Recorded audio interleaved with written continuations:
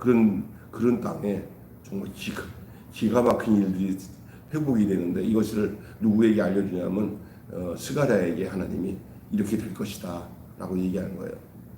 그 다음에 6절부터 9절까지 내용에 겨우 살아남은 유다 백성으로서는 이런 일은 상상할 수 없는 일이었지만은, 하나님께서는 그 유다 백성을 흩어버리실 힘도, 그들을 모아 다시 예루살렘에 살게 하신 능력도 우리 하나님께 있다는 거예요. 여러분, 사람이 하지 못해요. 이 사람을 모으고 다시 회복되어지는 것은 전적으로 하나님의 능력인 줄로 믿습니다. 하나님은 자기 백성과 함께 살면서 8절 보면은 하나님이 자기 백성과 함께 살면서 그들이 씨를 뿌리고 거두는 평범하지만 복된 일상을 살게 하겠다고 약속하셔요. 참, 8절 한번 읽어본 다음에 다시 말씀 나누겠습니다. 8절 보세요. 인도하였다가 예루살렘 가운데 거주하게 하리니 그들은 내 백성이 되고 나는 진리와 공의로 그들의 하나님이 되리라. 아우, 정말 기가 막힌 하나님의 회복의 말씀을 이 느헤미야에게 전해주잖아요. 자, 그 다음에 이 마지막까지 10절부터 13절 그 내용이 어떤 거냐면은, 그들이 씨를 뿌리고 거두는 평범하지만 복된 일상을 살겠다고 약속하신 다음에, 전에는 저주받은 삶의 표본이었지만 이제는 복받는 사람들이 내 표본이 되게 했다. 너 딱 하면 너는 복받은 사람이네 라고 인정할 수 있는 사람이 되겠다 하시겠다는 거예요. 야, 이걸 하나님이 주신 축복이에요. 그렇기 때문에 스가랴에게 너희들 힘을 내라. 참, 우리 하나님은 그 사랑이 많으신 아버지 하나님이에요. 부모 마음 따뜻한 것처럼 하나님 마음이 소갈이 끙끙 앓고 있는 그 부모 있잖아요. 내 자식 잘 돼야 된다. 잘 돼야 된다. 그래, 내가 그래도 니들 내 자식인데 책임져야지 하는 그런 마음이 하나님의 마음이에요. 그런 격려의 말씀하죠. 그 다음에 제일 마지막 9절을 다시 한번 읽어보고 9절 보고 정리 좀 할게요. 시작. 만군의 여호와가 이같이 말하노라. 만군의 여호와의 집 곧 성전을 건축하려고 그 지대를 쌓던 날에 있었던 선지자들의 입의 말을 이날에 듣는 너희는 손을 견고히 할지어다. 이렇게 말씀하고 있어요. 이게 뭐예요? 온갖 회방에 지쳐 주저앉은 유대 백성, 돌아와서도 성전을 지으려고 하니까 성전이 지을 수 없을 정도로 낙심과 절망 가운데 있던 저들에게 하나님은 스가랴에게 여러 가지 환상을 보여준 것뿐만 아니라, 이제 오늘 말씀 9절에 뭐라고 하냐면, 온갖 회방에 지쳐서 주저앉아 있었어요, 백성들이. 그러나 그들을 다시 손을 잡아 일으키시듯이 격려하시고, 이제 그들이 할 일은 내가 준 약속을 너희는 믿고, 그들이 할 일은 뭐냐? 하나님께서 말씀하신 그 약속의 말씀을 믿고 다시 일어나 성전을 완공하는 일이라는 사실을 말씀하고 있는 것이 오늘 9절의 말씀입니다. 자, 오늘 이 본문의 내용을 중심으로 말씀의 제목은 따라서 합시다. 하나님이 사시는 나라. 하나님이 사시는 나라. 하나님이 사시는 나라가 무슨 나라예요? 하나님의 나라예요. 하나님이 안 사시는 곳은 하나님 나라가 아니에요. 우리가 볼 때는 이거 하나님 같다 하지만 그분이 안 계시면 그분의 나라가 아니죠. 하나님이 사시는 나라에 거할 때 하나님의 백성이 되는 거예요. 하나님의 백성들은 하나님이 사시기 때문에 누가 책임져요? 하나님이 책임지셔요. 오늘 그 말씀입니다. 내가 전적으로 너를 책임지겠다라고 말씀하시고 하나님이 격려하시고 회복의 말씀을 주시는데, 여러분, 하나님께서 우리 가운데 사시면 우리는 어떤 나라가 될 것 같아요? 대한민국 하나님이 사셔야 되는데, 백성들이 하나님의 뜻에 합당하게 하나님의 백성답게 살 때 하나님은 거기에 거할 마음이 있는 거예요. 부모가 아무리 자녀가 좋다고 해도 자녀가 맨날 부모가 하는 일에 부모가 생각하는 반대 일을 하고 있으면 여러 자식이 있어도 절대 그 자식 밑에서 억지로 살려고 하지 않습니다. 혼자 떨어져 내가 혼자 살지. 그러나 거기에 손주들도 그렇고 거기에 혹시 며느리나 또 사이도 그렇고 할 것 없이 그들이 진짜로 부모를 생각하는 마음이 그들 중심이 아니라 부모 마음을 내가 진짜로 기뻐서 모신다 하는 그런 분위기면은 자녀들이 우리랑 같이 살아요 그러면은 놔둬라 나 혼자 산다 이러지 않아요. 싹수가 하는 짓이 되먹으면은 내가 왜 혼자 여기서 외롭게 살아. 얘네들이랑 같이 살면 되는데 보니까 지들도 좋고 나도 좋고 나는 정말 저들의 마음이 진짜로 나를 좋아하고 나와 함께 있는 것이 불편하다고 생각하는 게 아니라 있다는 자체를 너무 기뻐하는 것 같아요. 그럼 그 부모는 그 어거지로 너들 귀찮다 하고 살지 않습니다. 그 모든 삶의 위주를 부모 중심으로 자녀들이 부모를 위한다는 것이 분명하다고 부모가 믿어지면은 부모는 그들과 함께 사십니다. 하나님도 동일해요. 하나님도 동일해요. 하나님도 동일하려고. 하나님 더 잘 알아요. 하나님은. 이게 진짜로 나를 사랑하는지 아니면 그냥 형식으로 사랑하는지 나를 진짜로 믿고 신앙생활하는지 지 마음대로 좋았다가 나빴다 마음대로 지중심으로 나를 좋아하는지 하나님은 부모가 자식을 아는 것 이상으로 더 확실하게 우리의 상태를 더 잘 아시는 분이 하나님이신 줄 믿습니다. 그런데 하나님은 이기적이지 않아요. 그렇게 부족한 자기의 백성인 이스라엘과 유다 백성이 그렇게 당하는 모든 것에 대해서 가슴앓이해요. 가슴앓이. 그리고 그것을 너희는 너희고 나는 나다 이렇게 안 해요. 저들이 하나님을 배반할지라도 부모는 절대 내가 니들과 함께 있을 수 있었으면 좋겠지만 니들이 그럴 준비가 안 돼 있다. 아이고 답답하다. 하다가 안 돼가지고 하도 못 돼먹어갖고 그냥 다른 데다가 모른 채 했더니 그냥 팔려가기도 하고 고통당하고 다 당하다가 하나님이 이제 정신이 좀 차려서 하나님 살려주세요 하니까 하나님이 됐다. 70년 생활했으면 됐다. 70년 생활했으면 됐다. 하고는 이제 돌이켜서 그들을 포로에서 돌아오게 하여서 바벨론에서 돌아오게 한 이야기가 하나님의 그 마음이에요. 오늘 본문에. 그러면서 이제 여기 오늘 본문까지 이제 하나님의 사시는 나라라는 오늘 말씀을 나누는데 하나님께서 우리 가운데 이제 와서 사시게 되면은 우리는 어떤 나라가 돼야 되냐? 우리 중심의 나라, 우상의 나라, 하나님을 그냥 꼬다 갖고 온 보리잔처럼 한 곳에다 놓고는 하나님 가만히 계셔요. 우리 알아서 살게요. 이렇게 사는 게 아니라 이제는 하나님의 하시는 뜻대로 하나님이 싫어하는 거 다 버리고 하나님이 좋아하는 것들을 내가 섬기며 살겠습니다. 이런 나라가 되는 것이 하나님이 사시는 나라의 상태가 그런 나라가 되는 거예요. 이제 내 뜻대로 안 살고 누구 뜻대로 하나님 뜻대로 사는 나라가 하나님이 원하시는 나라고 하나님이 함께 하시는 나라인 줄 믿습니다. 하나님은 모셔놓고는 지 멋대로 살아. 옛날과 똑같이. 그러면 하나님 나라, 하나님 거기 안 계셔. 우리 인간들은 그런 거 안 따지지만 우리 하나님 아주 정확하신 분이야. 그렇다고 사랑이 없는 분은 아니지만 어설프신 하나님 아니에요. 따라서 합시다. 하나님은 사랑이 많으시지만 어설픈 분이 아니시다. 우리는 어설플 수 있어요.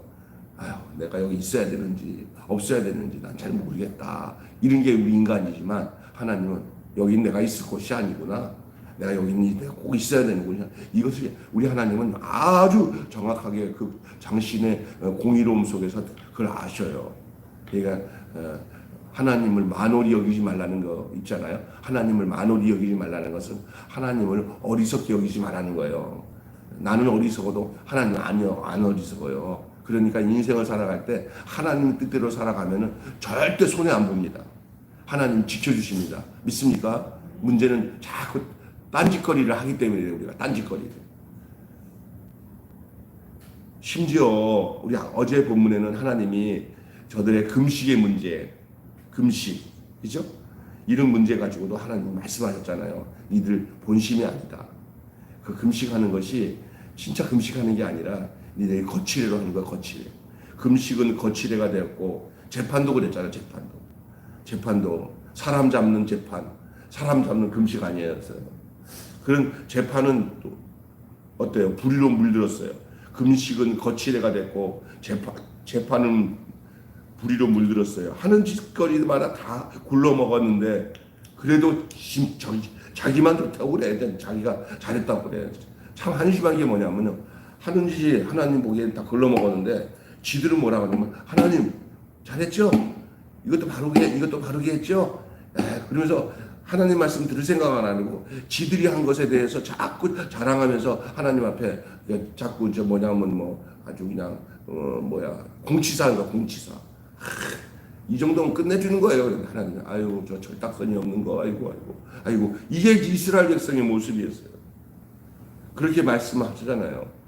그래서 자기들이 스스로 하는 모든 행동이 옳다고 생각하는 그런 확증의 편증에 따라서 그냥 나라를 말아먹은 거예요. 여러분, 잘못된 사람들이 자기 확신이 없어서 잘못된 거예요. 자기 확신이 있기 때문에. 자기는 자기 나름대로 하나님 잘 섬긴다고 했는데 하나님 볼 때는 하나님 제대로 섬긴 게 아니라 딴짓거리 한 거예요. 우리 요즘 주변에 자녀들 중에 이런 거 많이 보죠. 아들이 둘이 있는데 한 아들은 아주 진중해서 아버지가 야 뭐 또 필요한 거 있냐? 아유 아버지 됐어요. 저는요 그냥 적은 일이라도 성실히 하면서 아버님이 주시는 거 가지고 이렇게 돈 받는 거 너무 아버지한테 마음이 불편해하니까 제가 한번 저 스스로 열심히 할게요.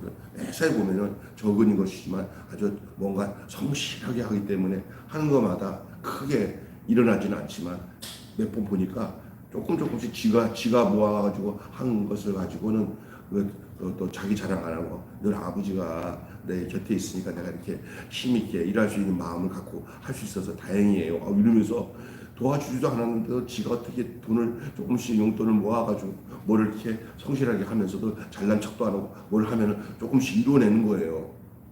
부모가 아버지가 볼 때 이놈은 시통하다. 뭐 하나 크게 맡겨도 야 성실하게 할 놈이네. 그런데 이렇게 뭐를 하면은 형이 있잖아요. 또 저한테 그러면은 아버지 또 다른 동생이나 형들한테 불편해요. 제가 알았어요 할게요.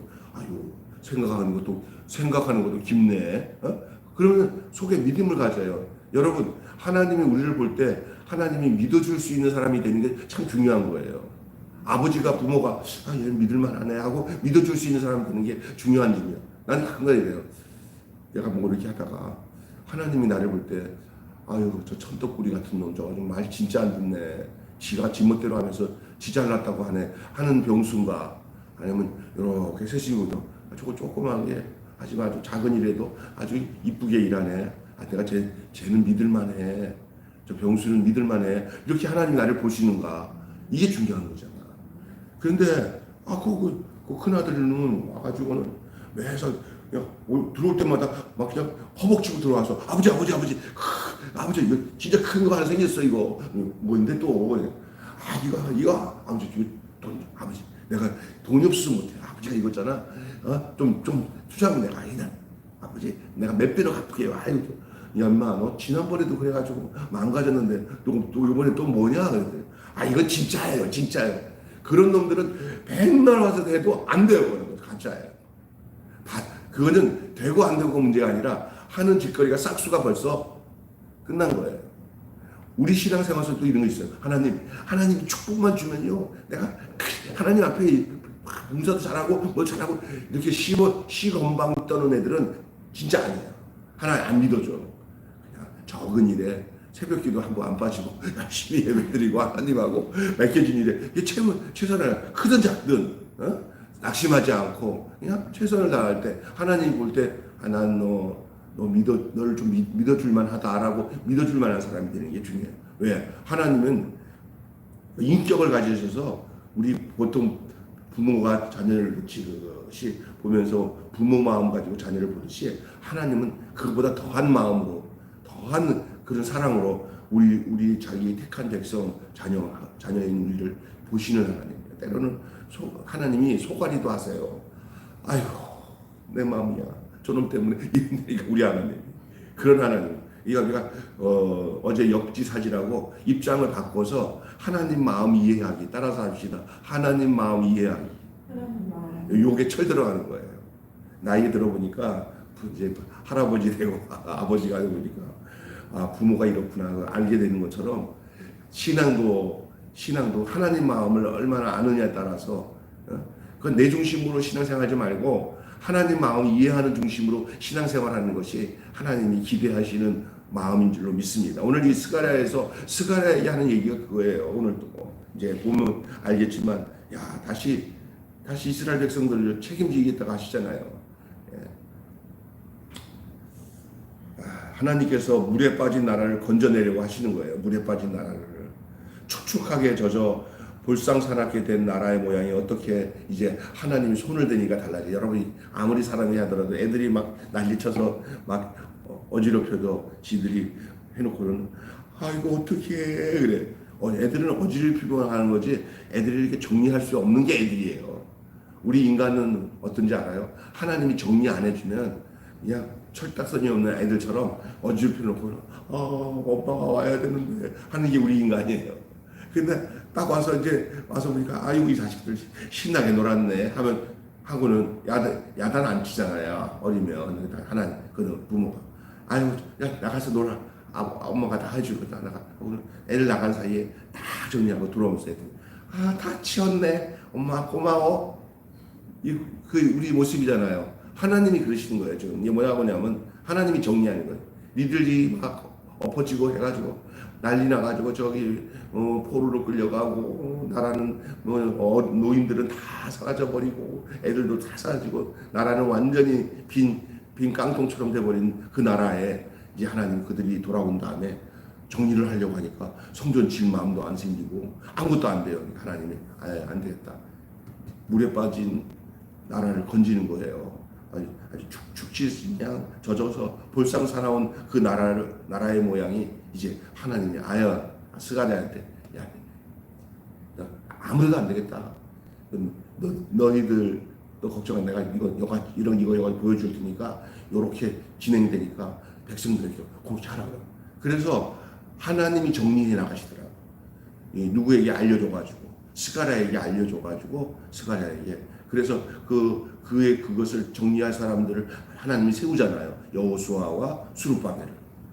그래갖고 성전을 짓는 그런 내용을 얘기하고 있습니다. 그래서 하나님이 오늘 스가랴에게 뭐라고 얘기하면 진리의 성읍이 되게 하겠다. 또 거룩한 산이 되게 하겠다고 약속을 하셔요. 하나님은 어떤 하나님이냐? 오늘 2절 말씀 보면 하나님은 질투하시는 하나님이에요. 하나님의 사랑이 너무 뜨겁기 때문에 하나님은 하나님을 등지고 살아간 그 자녀 이스라엘 백성들을 향하여 사랑의 질투를 하셔요. 이 질투라는 게 나쁜 거 아닙니다. 질투는 관심이 있는 자만 질투해요. 여러분에게 살아보면서 질투한 적 있어요? 질투는 대상자가 있는데 그 대상자를 내가 좋아해. 그런데 이게 딴짓거리 하면은 딴 애를 사랑하고 딴 애를 좋아하면은 그때 생기는 게 뭐예요? 질투예요. 하나님은 질투하시는 하나님이란 뭐냐? 하나님의 사랑은 자기 백성이 이스라엘과 유다를 사랑하는데 유다와 이스라엘은 하나님의 사랑을 이해하지 못하고 딴 것을 좋아할 때 하나님께서 질투하시는 거예요. 이거나 뭐냐? 그 질투의 마음에는 돌아오기만 하면은 내가 너를 책임져 주겠다는 것이 깔려 있는 거예요. 뒤돌아 손절하는 사랑이 아니에요. 질투한다는 것은 손절하는 게 아니에요. 사랑한다는 다른 표현이 질투예요. 끝내 마주보고 끙끙 앓는 사랑이에요. 질투는. 끝내 마주보고. 누군가가 보면은 우리 학교 다닐 때 보면은 그 자기 신경 안 쓰다가 그 여학생을 다른 여학생이 다른 애 좋아하니까 갑자기 그런 마음이 없다가 자꾸 눈길이 가는 거야. 신경이 쓰이는 거야. 그러니까 내가 왜 해주지? 질투하나 봐. 이 말은 뭐냐? 내가 쟤를 뭐 하나 봐? 사랑하나 봐. 하나님이 어떻게 하냐면 이스라엘 백성이 이게 딴짓거리에서 이게 하나님이 버린 것처럼 됐지만 나중에 생각하니까 하나님이 내가 이스라엘을 사랑하는구나. 있구나라는 걸 아는 거예요. 나한테 이스라엘에 대한 사랑이 있구나라는 걸 아는 거예요. 그게 끙끙 앓는 사랑이에요.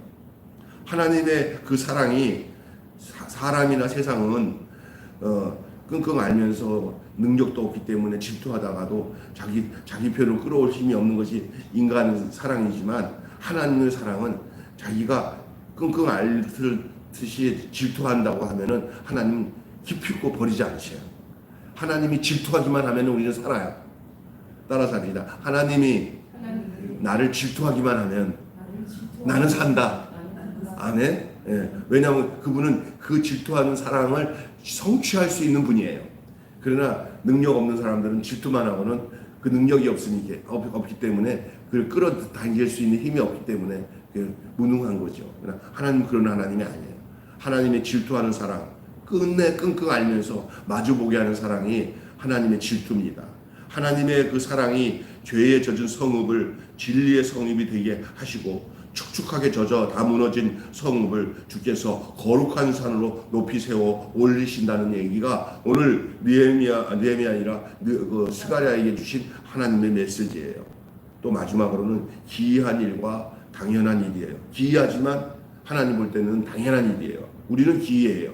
아이고 세상에 저럴 수가 있어지만 하나님은 그까지고 라고 생각하셔요. 왜? 하나님 앞에는 당연한 거예요. 우리가 기적이 일어나잖아요. 미라클이라는 게 기적이잖아요. 우리가 기적이 일어나면 어머나 세상에 저게 어떻게 저런 일이 일어나 이러잖아요. 우리에게는 저런 일, 기적 같은 일을 하나님은 기적으로 생각 안 하세요. 하나님은 당연한 일이에요.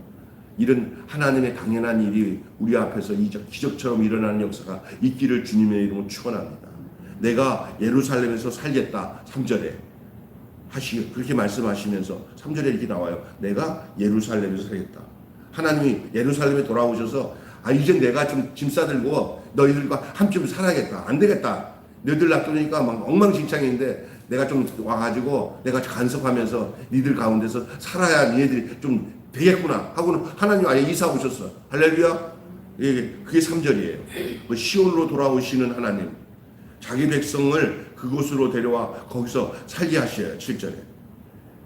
그래서 이스라엘 백성, 유대 백성이 바벨론으로 포로하기 이전에 벌써 하나님은 그들이 올 그 예루살렘에 먼저 와 계셨어요. 와 계셔가지고 인마 니들 빨리 돌아와라 하고 돌아오도록 다 만드신 분이 우리 하나님 아버지인 줄로 믿습니다.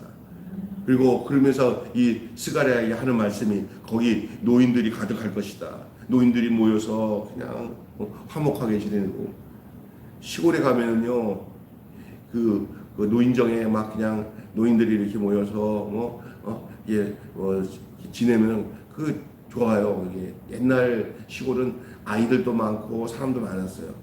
지금 한국 교회가 다 시골 교회가 그렇게 막 성장하던 사람들이 이제 공업화 때문에 산업화 때문에 다 서울로 이사 와서 이렇게 됐지만 옛날에는 시골 마을에 젊은이도 많고 노인도 많고 그랬어요. 예? 지금은 텔레비 보니까 막 나라 도시 자체가 정말 다 죽음의 도시로 막 바뀐대요. 사람이 없대요.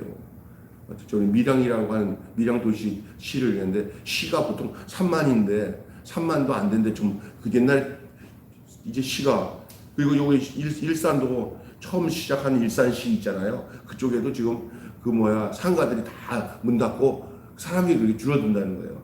그래서 사람이 줄어드는 게 정말 비참한 거예요.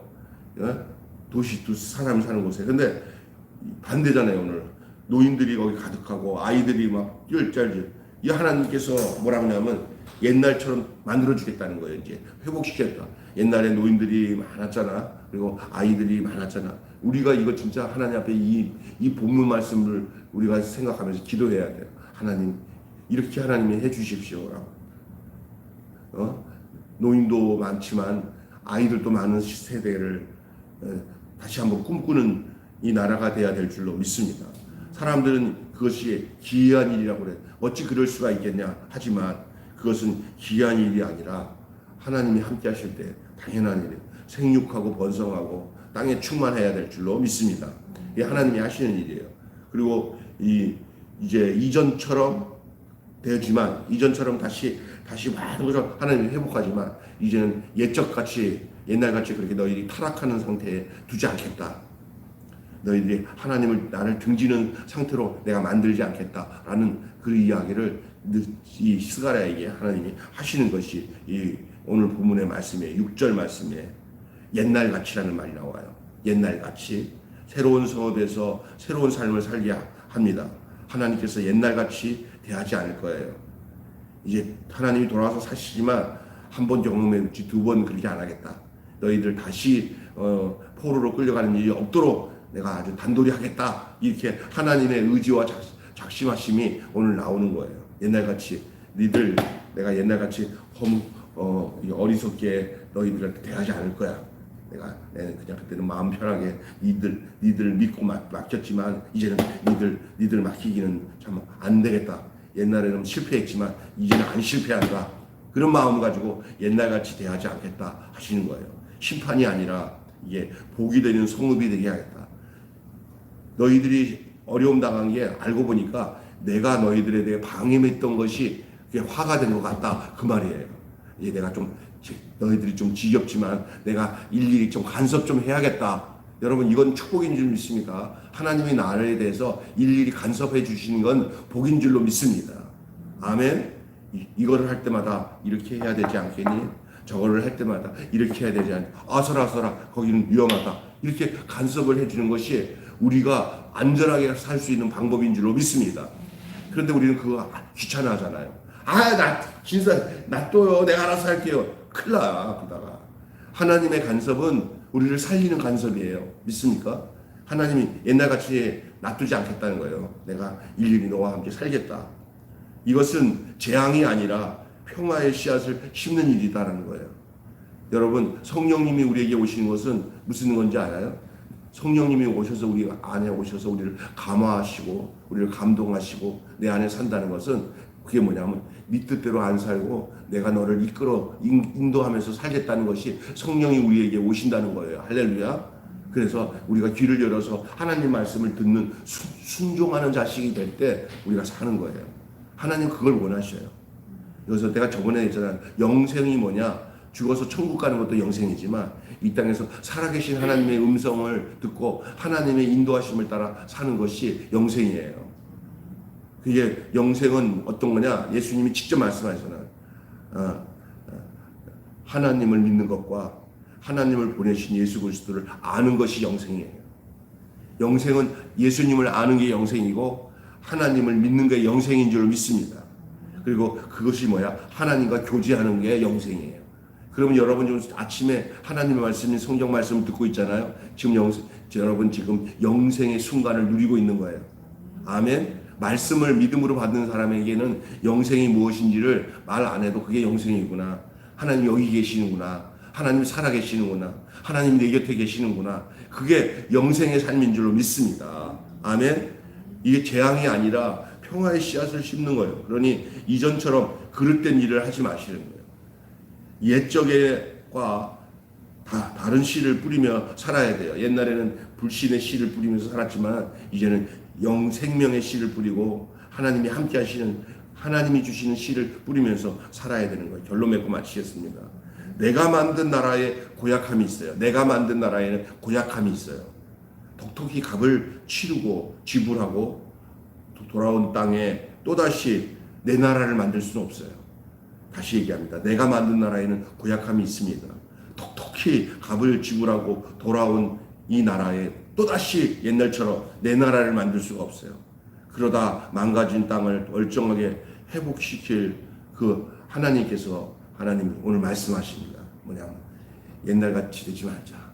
옛날같이 살지 말자. 이제는 니네들 나라 만들지 말고 나의 나라를 너희들이 만들고 나와 함께 살자. 그것이 가장 안전한 방법이구나 라는 것을 말씀하시면서 하나님이 임재하시고 하나님이 거주하시겠다고 약속하는 말씀인 줄 믿습니다. 아멘. 그래서 회복시키실 하나님, 못 살겠다 꾀꼬리, 못 살겠다 신음하던 땅에 여기를 살만한 땅으로 만드는 거예요. 우리는 때로는 뭔지 알아요? 여기가 살만한 땅이 아니라 힘든 땅이구나 하고 옮기려고 하는데 절대 저주받은 사람이 가는 곳에 있는 곳은 그 땅을 다 저주의 땅으로 만들어요. 그러나 하나님을 모신 사람은 어느 곳에 있든지 그 땅이 하나님이 거하시는 땅이 되는 줄로 믿습니다. 아멘. 두려움을 벗고 우리가 손을 견고히 해야 할 이유가 여기에 있어요. 왜? 하나님이 회복하시겠다는 약속이에요. 오늘 한마디로 한번 따라서 하겠습니다. 이거는 뭐 외우지를 못하니까 이해만 하세요. 자기 백성으로 돌아오신 하나님께서, 시작. 자기 백성으로 돌아오신 하나님께서 진리와 공의로 그들의 하나님이 되려 하신다. 진리와 공의로 그들의 하나님이 되려 하신다. 전체를 하면은 자기 백성에게 돌아오신 하나님께서 진리와 공의로 그들의 하나님이 되려 하신다. 다시 하겠습니다. 자기 백성에게로 돌아오신 하나님께서 진리와 공의로 그들의 하나님이 되려 하신다. 기도하겠습니다. 하나님, 자기 백성으로 돌아오신 하나님께서 진리와 공의로 그들의 하나님이 되려 하십니다. 전에는 믿거니 하면서 저들에게 니들이 하는 대로 놔둬서 살아봐라 하고는 설마 저들이 나를 떠나서 지멋대로 살겠나 생각했다가 보니까 엉망진창이 되고 완전히 다른 백성이 돼버리고 가만 놔뒀다가는 이건 큰일 나겠다 하고는 하나님께서 저들에게 징벌을 허락하시고 바벨론에게 포로로 끌려가고 아수르에게 멸망당하는 그러한 고통을 감내하면서 저들을 하나님하고 그 연단의 과정 속에 집어넣었던 것이 하나님이셨는데 저들이 이제 바벨론에서 돌아와서 나라에 다시 성전을 재건하며 이 나라가 다시 시작하는 그런 와중에 저들이 어떻게 할지 모를 이때 스가랴에게 이렇게 하라, 내 마음은 이렇다, 이런 것을 전해주면서 이제 하시는 말씀이, 이제 예전같이 살지 말자, 이제 예전같이 그렇게 행동하지 않아, 나도 그렇게 할 테니까 너희도 예전같이 살지 말자. 이제는 제대로